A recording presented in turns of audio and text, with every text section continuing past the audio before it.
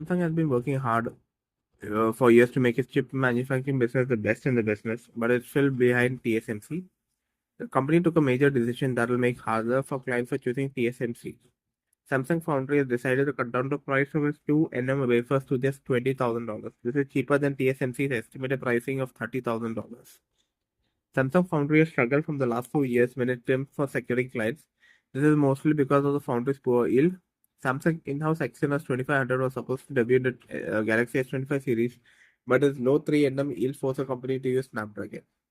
Throughout 2024, it seems Samsung was in a big of collapse. Then it suddenly stabilized its 3nm process and ultimately began improving its 2nm process. Samsung is still in trouble achieving a feasible yield for its 2nm manufacturing processor, but this time the company's progress has been a lot better. Already, you can see the Exynos 2600 benchmark, which was Samsung's in-house 2nm chip that it plans to use in the Samsung Galaxy S26 series.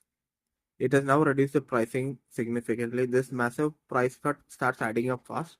Many companies have still to choose to do business with TSMC, but the new pricing will not make the decision easy. TSMC does not face any major threat yet, but if Samsung Foundry